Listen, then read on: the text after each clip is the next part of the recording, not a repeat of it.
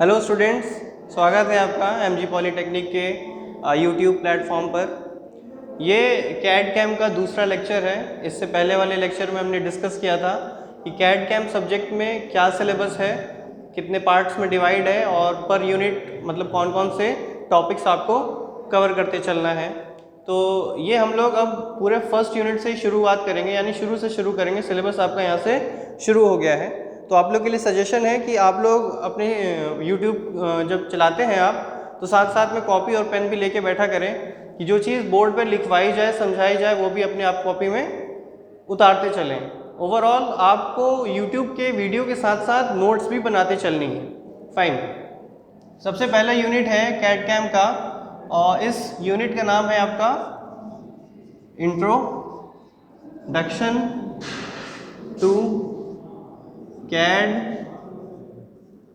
Cam और CIM। ये पहले यूनिट का नाम है introduction to CAD CAM and CIM।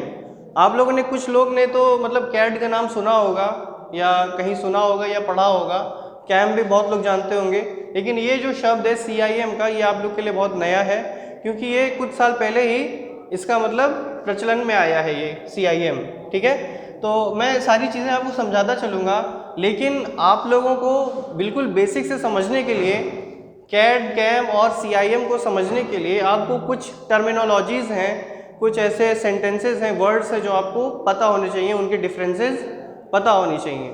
जैसे आप कैड की बात करते हैं तो कैड को पढ़ने के लिए सबसे पहली चीज़ें कि कुछ शब्दों के बारे में आपको मतलब गहन अध्ययन होना चाहिए, उनके बीच में डिफरेंस आपको पता होना चाहिए।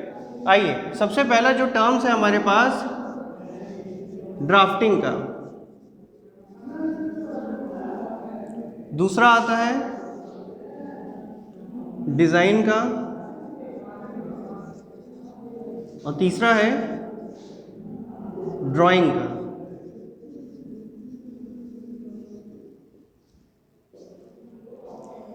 ये तीन चीज़ें ऐसी हैं, ड्राफ्टिंग, डिज़ाइन एंड ड्राइंग, ठीक है, जो सुनने में बिल्कुल एक जैसे लगते हैं, लेकिन असल में एक्चुअल में इनका मीनिंग बहुत डिफरेंस है, बहुत अलग है।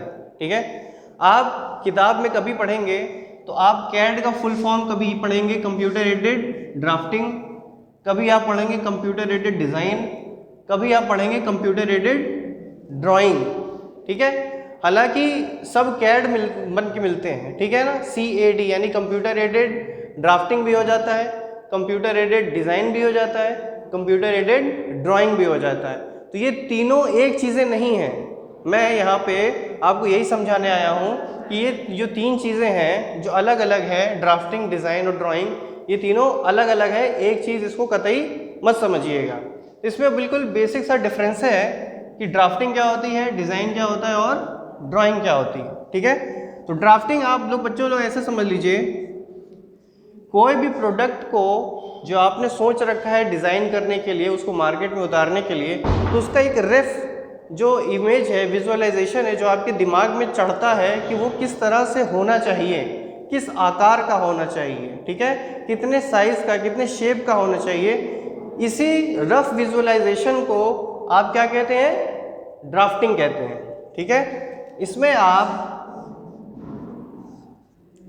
फ्री ड्राफ्टिंग बना सकते हैं, फ्री हैंड, ठीक है, यानी स्वतंत्र हाथों से, और दूसरा है कंप्यूटर की मदद से। तो जाहिर सी बात है, जब आप फ्री हैंड कोई भी ड्राफ्ट करेंगे तो बहुत ज़्यादा स्ट्रेट या इंक्लाइंड नहीं बन पाएगा, क्योंकि हाथों में क्या होती है, हल्का सा वाइब्रेशन होता है, तो लाइनें सीधी कभी नहीं खींच पाती है। ठीक है, इसीलिए इसका नाम फ्री हैंड रखा गया है। जबकि आप अगर ड्राफ्टिंग कंप्यूटर की सहायता से करते हैं तो बिल्कुल फ्रेश एंड फाइन, बिल्कुल स्ट्रेट और इंक्लाइंड, और हर एक एंगल और हर एक मेजरमेंट सब कुछ बिल्कुल सही सही आ जाता है। तो ड्राफ्टिंग में वही बता रहा था कि ड्राफ्टिंग एक रफ विजुअलाइजेशन है किसी भी प्रोडक्ट का जिसको आप डिज़ाइन करना चाहते हैं। तो जो चीज़ आपके दिमाग में सबसे पहले स्ट्राइक कर जाए कि वो दिखने में कैसा लगेगा, उसी को आप कहते हैं ड्राफ्टिंग। ठीक है, या इसका सिनोनिम वर्ड्स में ऐसा समझ लो, इसको आप क्या बोल सकते हैं, अ रफ विजुअलाइजेशन।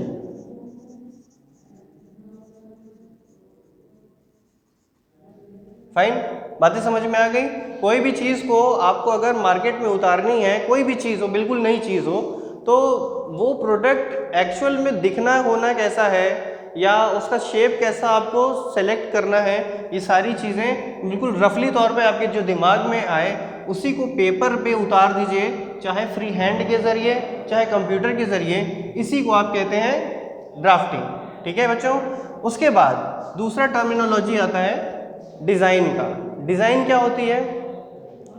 जब एक बार आपकी ड्राफ्टिंग कंप्लीट हो गई, यानी आपने शेप, साइज़, आकार सारी चीज़ें निर्धारित कर ली कि किसी भी प्रोजेक्ट की या किसी भी प्रोडक्ट की क्या विजुअलाइजेशन आपने दिमाग में ली थी, और अगर आपने कंफर्म कर लिया, फिर आप क्या करते हैं, उस पर काम करना शुरू कर देते हैं। काम करते हैं, काम करते हैं, काम करते हैं। फाइनली जब वो प्रोडक्ट बन जाता है तो क्या चेक किया जाता है? उसकी कॉम्पैटिबिलिटी।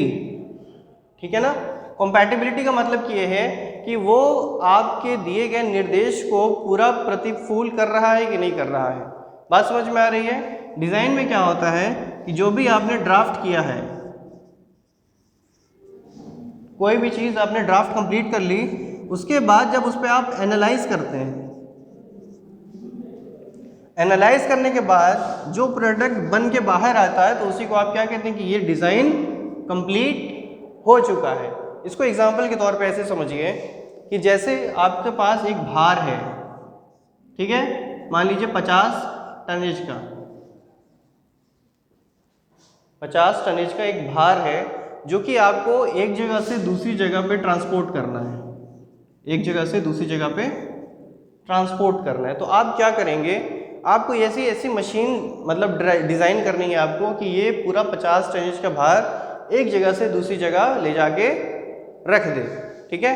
तो आपने क्या किया, सबसे पहले आपके दिमाग में आया कि हमारी जो मशीन होगी वो ट्रॉली नुमा होगी, यानी ऊपर से एक ऐसी प्लेट नुमा जगह होगा जिसपे कि भार रखा गया होगा 50 टनेज का, और साथ ही साथ इस पे छोटे छोटे ऐसे व्हील्स होंगे जो इसको कैरी कर लेंगे, या इधर डायरेक्शन में ले जाने के लिए या इस डायरेक्शन में ले जाने के लिए। फाइन। तो ये जो चीज़ आपने की, एक रफ विजुलाइज लेके किया, तो ये जो मशीन थी आपकी, ये सबसे पहले आपने विजुलाइज किया, तो यानी आपने इसको ड्राफ्ट कर लिया ये बननी कैसी है। ठीक है, कि ये आपका चौकोर नुमा होगा, उसका प्लेट, उसके नीचे व्हील्स होंगी जो सर्कुलर शेप की होंगी। ठीक है। अब जब आपने ये ड्राफ्ट कंप्लीट कर लिया, ये सक्सेसफुल हो गया, रफ विजुअलाइजेशन आपका सक्सेसफुल हो गया, फिर आप क्या करेंगे, इस पे 50 टनेज का भार देके चेक करेंगे कि जो भी मटेरियल आपने इस्तेमाल किया है वो 50 टनेज का भार संभालने लायक है कि नहीं है। अगर नहीं है तो आपका डिज़ाइन फेल। ठीक है। तो डिज़ाइन का मतलब ही ये होता है कि जो भी ड्राफ्ट हुआ है उस पर आपने वो सारी एनालिसिस कर ली है कि जो चीज़ आपको रिक्वायर है वो कर सकता है कि नहीं कर सकता है। ठीक है। सपोज़ कि मान लीजिए आपने जो भी डिज़ाइन किया था, ड्राफ्ट किया था, वो इतना मजबूत है, वो इतना मजबूत है कि 50 टनेज का भार बहुत ही आसानी से ट्रैवल कर लेता है। हाँ, तो बच्चों हम फिर से वहीं से आते हैं, हम रिज्यूम करते हैं चीज़ें। कुछ नेटवर्क प्रॉब्लम की वजह से कुछ थोड़ा डिस्टर्बेंस हो गया था। तो फाइन, मैं ये बता रहा था कि जैसे ही आपका डिज़ाइन मतलब आपने कंप्लीट कर लिया, ड्राफ्टिंग कंप्लीट कर ली, तो आप अपने रिक्वायरमेंट के अनुसार उस पर भार दे के देखते हैं कि यदि वो अगर 50 टनेज का भार सहने योग्य है तब तो आपका डिज़ाइन सक्सेसफुल है, अदरवाइज क्या हो जाएगा, वो फेल हो जाएगा। तो डिज़ाइन कहते ही उस चीज़ को हैं कि सारी एनालिसिस कर लेने के बाद अगर वो ड्राफ्ट, वो प्रोडक्ट सक्सेसफुल बाहर निकल आता है, आपके रिक्वायरमेंट को मतलब फुलफिल वो कर देता है, तो वो जाके वो क्या कहलाएगा कि प्रोडक्ट डिज़ाइन हो गया। ठीक है ना। तो सबसे पहले प्रोडक्ट बनाने के लिए आपको ड्राफ्टिंग की ज़रूरत है। ड्राफ्टिंग में आपको एक रफ विजुअलाइजेशन की ज़रूरत होती है जो आपके दिमाग में चलती है। वही चीज़ अगर आप किताब में, कॉपी में उतार देते हैं अपने स्वतंत्र हाथों से या फिर कंप्यूटर की सहायता से, तो ऐसे आपको ड्राफ्टिंग कहलाती है वो चीज़ें। अब वो ड्राफ्टिंग अगर आपके रिक्वायरमेंट को फुलफ़िल कर देती है, सारी एनालिसिस करने पर सारी टेस्टिंग पास हो जाती है, तब वो ड्राफ्टिंग डिज़ाइन में बदल जाती है। यानी कि अब ऐसे प्रोडक्ट को आप मैन्युफैक्चरिंग के लिए प्लांट में भेज सकते हैं, मैन्युफैक्चरिंग यूनिट में भेज सकते हैं। ठीक है। अब तीसरी बात आती है ड्राइंग की, कि बच्चों ये ड्राइंग क्या होती है। अभी आपने देखा कि ड्राफ्टिंग क्या होती है, डिज़ाइन क्या होता है, और अब ये देखेंगे कि ड्राइंग क्या होती है। देखिए, जो भी चीज़ आप करते हैं, चाहे आप ड्राफ्ट करें चाहे डिज़ाइन करें, ठीक है, तो किसकी सहायता से कर रहे हैं? कंप्यूटर की सहायता से कर रहे हैं। इसीलिए तो सब्जेक्ट का नाम है कंप्यूटर एडेड डिज़ाइन, यानी कंप्यूटर की सहायता से किया हुआ डिज़ाइन। ठीक है, आपने कंप्यूटर की सहायता से ड्राफ्टिंग कर ली, कंप्यूटर की सहायता से डिज़ाइन कर लिया। ठीक है, अब जो भी आपने डिज़ाइन किया है, थोड़ा सा कॉमन सेंस लगाइए, वो अभी भी आपके कंप्यूटर के अंदर ही है, सेव है। ठीक है ना। अब अगर आपको उसे मैन्युफैक्चरिंग यूनिट में भेजना है तो आप कंप्यूटर तो लेके पूरा चले नहीं जाएंगे उसको दिखाने के लिए कि ये मेरा डिज़ाइन है, इस तरीके से बनाना है, इतना कट कटना है, इतना इंक्लाइंड होना है, इतना शेप कर्वेचर देना है। ये चीज़ें बहुत नलीफाई चीज़ें, बहुत डल चीज़ें हैं, ऐसा नहीं किया जा सकता। आपको क्या करना है कि आपको एक डिटेल आरेखन करना है कि जो हमने प्रोडक्ट बनाया है, जो दिखने में ऐसा होगा, तो उसकी सारी डिटेल मेजरमेंट अगर एक आप शीट में बना के उसको ट्रांसफ़र कर देते हैं, भेज देते हैं, वो ऐसी शीट जिसको वो पढ़ के बिल्कुल आपके डिज़ाइन के मुताबिक जो है मैन्युफैक्चरिंग कर दे और रियल लाइफ में आपका प्रोडक्ट कंप्यूटर से निकल के बाहर की तरफ आ जाए, तो ऐसे ही शीट को, मेजरमेंट सहित शीट को आप क्या कहेंगे? ड्राइंग। बातें बिल्कुल समझ में आ गई? ड्राइंग क्या है? ड्राइंग कुछ नहीं है, किसी भी डिज़ाइन का प्रॉपर तरीके से मेजरमेंट किया हुआ एक शीट होता है, जिसको देख के उसी डिज़ाइन का, जो कि आपने कंप्यूटर में बनाया हुआ था, मैन्युफैक्चरिंग होना शुरू हो जाता है। ठीक है ना। जब मैन्युफैक्चरिंग होगा और फिर जब आपके सामने आके रखा जाएगा तो आप ये देखेंगे कि जो चीज़ आपकी कंप्यूटर में हूबहू जिस तरह दिख रही थी, वो सेम का सेम बाहर आके निकला हुआ है। यानी कंप्यूटर से मैन्युफैक्चरिंग यूनिट तक, मैन्युफैक्चरिंग यूनिट से आपके कमरे तक, ये जितना भी ट्रैवलिंग किया गया है वो एक शीट के माध्यम से किया गया है। आपने डिज़ाइन को मैन्युफैक्चरिंग यूनिट भेजना था, आप कंप्यूटर नहीं लेके गए, आपने उनको उस डिज़ाइन की ड्राइंग दे दी, यानी उस प्रोडक्ट की सारी मेजरमेंट और सारी स्पेसिफिकेशन एक शीट में बना के दे दिया। मैन्युफैक्चरिंग यूनिट में क्या हुआ? उस शीट को पढ़ा गया, उस हिसाब से समझा गया और उसी के मुताबिक तैयार कर दिया गया। तैयार करने के बाद फिर जब वो आपके घर पे आया तो आपको ये लगा कि मेरा जो प्रोडक्ट है, जो मेरा कंप्यूटर पे डिज़ाइन किया हुआ प्रोडक्ट है, वो अब रियल लाइफ में ऐसा आ चुका है। इससे क्या फ़ायदा होगा बच्चों कि डिज़ाइन जब आप कर चुके हैं तो डिज़ाइनिंग में आपने कंप्यूटर पे ही सारी चीज़ें टेस्टिंग उस पर कर ली कि ये 50 टनेज का भार संभालने लायक है या नहीं है। अगर वो टेस्टिंग में पास हो चुका है तब जाके आपने उसकी ड्राइंग करवाई। ड्राइंग से मैन्युफैक्चरिंग यूनिट से आपका एक रियल टाइम में प्रोटोटाइप तैयार हो गया। यानी अब जो रियल टाइम में आपके पास प्रोडक्ट है वो इतना सक्षम है कि आपका 50 टनेज का भार एक जगह से दूसरी जगह आराम से ट्रांसफ़र कर सके। तो ये था कॉन्सेप्ट ड्राफ्टिंग का, डिज़ाइन का और ड्राइंग का। सिंपल सी बात ये भी है और सबसे इंटरेस्टिंग बात ये भी है कि ये तीनों चीज़ें आप कंप्यूटर की ही सहायता से कर सकते हैं। ठीक है, इसके लिए आपके पास बड़े बड़े शीट, बड़े बड़े टेबल और बड़े बड़े ड्राफ्टर, ये सब की कोई ज़रूरत नहीं है। ठीक है, आपको सिर्फ एक कंप्यूटर होना है, कंप्यूटर के स्पेसिफिकेशन और रिक्वायरमेंट होती हैं, और एक सॉफ्टवेयर होता है जिसकी सहायता से आप ड्राफ्टिंग भी कर सकते हैं, डिज़ाइन भी कर सकते हैं और साथ ही साथ ड्राइंग भी करते चलते हैं। ठीक है, तो बच्चों आज के लेक्चर में ये 3 कॉन्सेप्ट्स थे, ड्राफ्टिंग, डिज़ाइन और ड्राइंग के।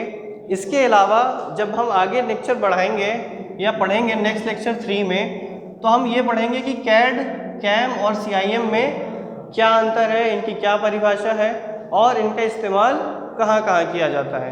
तो बच्चों ये था आपका सेकेंड लेक्चर। इसमें सिर्फ इतना ही, आप लोग साथ साथ में नोट्स बनाते चलिए इसके, और कोई भी अगर आपको परेशानी आन पड़ती है तो आप बेझिझक जो है व्हाट्सएप ग्रुप पे पूछ सकते हैं या प्राइवेटली फ़ोन कर सकते हैं, कॉल कर सकते हैं। इसका उत्तर आपको जल्द से जल्द प्रोवाइड कराया जाएगा यूट्यूब के माध्यम से या फिर व्हाट्सएप के PDF के माध्यम से।